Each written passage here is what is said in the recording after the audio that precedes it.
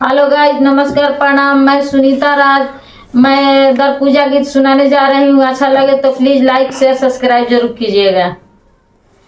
बाजा बाजा तो अइले बरियतिया हो, बाजा बाजा अइले बरियतिया हो, सड़सल लागेला दुआर ए लाला, सड़सल लागेला दुआर ए लाला।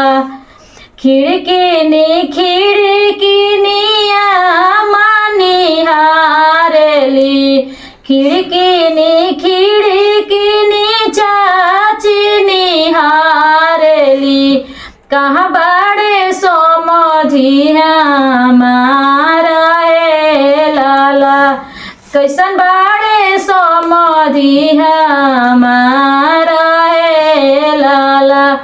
खिड़किनी खिड़किनी भाभी निहारेली, खिड़किनी खिड़किनी भाभी निहारेली। कैसन हवे ननदोई जी हमारा ए लाला, कैसन हवे ननदोई जी हमारा ए लाला। झरो झरो खचड़ी बोलेली सुंदर सुबवा, झर रे झरो खचड़ी बोलेली सुंदर सुबवा।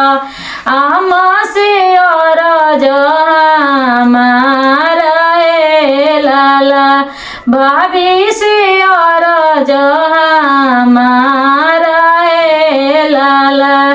जिनका ही कमर में पियरी धोतिया हो, जिनका ही माथावा पर पियर रंग पगड़िया हो, उहे हवे समधि तोहार ए लाला, उहे हवे समधि तोहार ए लाला।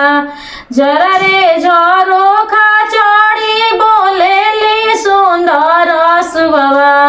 जरा रे झरो खचड़ी बोलेली सुंदर सुबवा। भाभी से अरज हमारा ए लाला, भाभी से अरज हमारा ए लाला।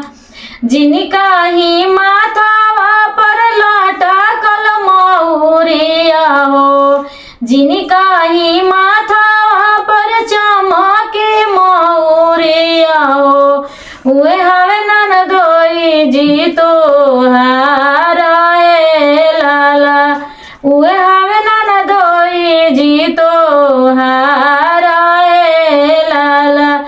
बाजा बाजा तो अइले बरियतिया हो, बाजा बाजा अइले बरियतिया हो, सड़सल लागेला दुआर ए लाला, सड़सल लागेला दुआर ए लाला।